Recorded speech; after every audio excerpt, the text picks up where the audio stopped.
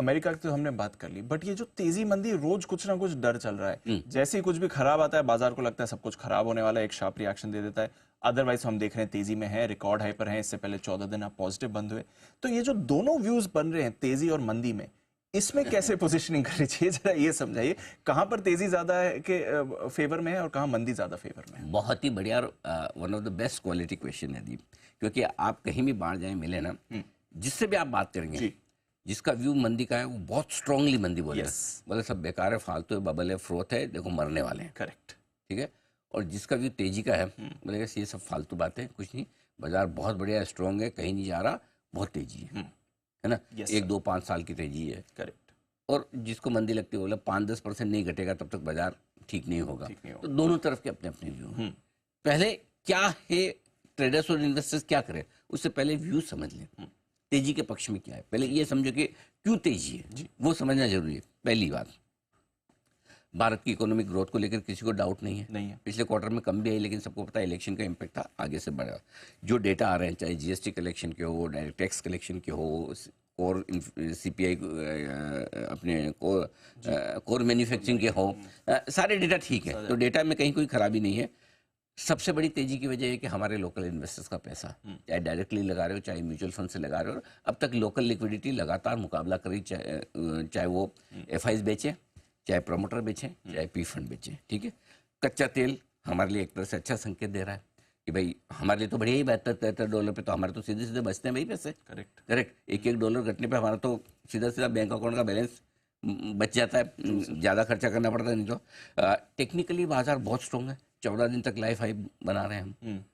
और सबसे बढ़िया बात है, डीप लाइफ हाई बना रहे हैं, फिर भी बढ़ने की स्पीड बहुत अच्छी है। करेक्ट। 14 दिन में 1400 पॉइंट, 5%, ठीक है, 5.5%। और यही 11 दिन में 16% बढ़ गए थे 2007 में। तो कई लोग जो 2007 से कंपेयर करते हैं वो भी तो देखो 2007 में कितनी तेजी हुई थी, आज इतनी तेजी नहीं है।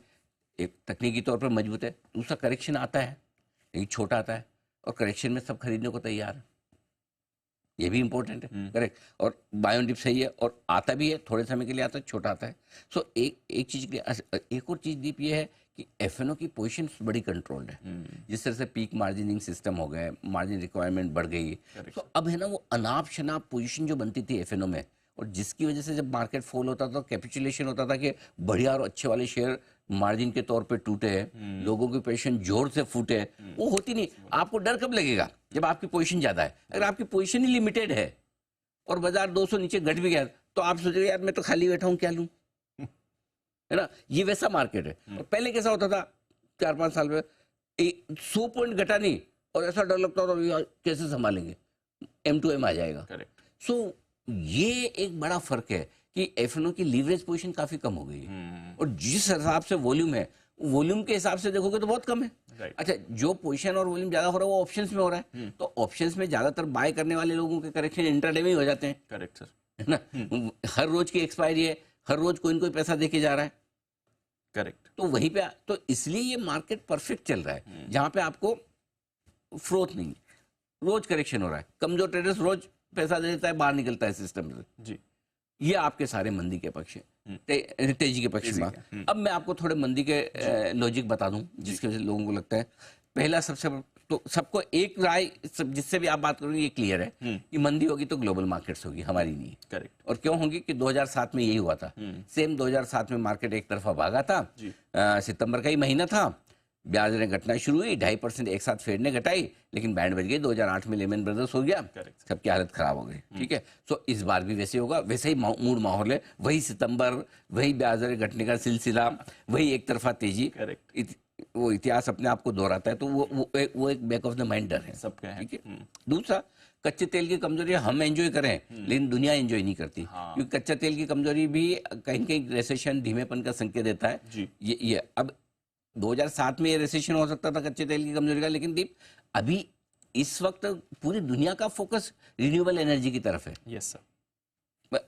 आज आप 2007 और 2024 को कंपेयर कर लेंगे, उस समय तो रिन्यूएबल एनर्जी की कोई बात ही नहीं करता था। Correct sir. सबको क्लीन एनर्जी अब चाहिए। सो वो फर्क है, इसलिए डायरेक्ट उतना कोरिलेशन नहीं है। नो डाउट थोड़ा हो सकता है, लेकिन उतना नहीं।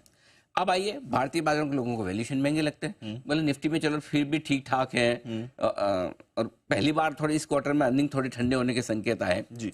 अब उसमें इलेक्शन का इम्पैक्ट था या क्या है वो आगे देखेंगे। तो लेकिन वैल्यूएशन थोड़े से लोगों को महंगे लग रहे हैं, स्पेशली एसएमई में बहुत ज़्यादा होंगे, तो कहीं मिड कैप स्मॉल कैप में थोड़े ज़्यादा होंगे, लार्ज कैप में कुछ कुछ के ज़्यादा है। दूसरा है कि पैसा बहुत है हमारे पास, लेकिन प्रमोटर पी फंड ये सब डॉग डील में धड़ाधड़ बेचे जा रहे हैं, यानी कि इनसाइडर बेचता है, रिटेल लेता है, एक वो बात जो बन गई हो रहा है बिल्कुल। और एक और जो बड़ा इंडिकेटर होता है कि आईपीओ मार्केट में बड़ी गर्मी हो, कि सारे बड़े मेन बोर्ड के आईपीओ भी 100 गुना बढ़ रहे हैं, एसएमई के आईपीओ में तो कोई मतलब दिमाग वाली बात ही नहीं है, कुछ भी हो रहा है। सो ये थोड़ा फ्रोथ बबल है।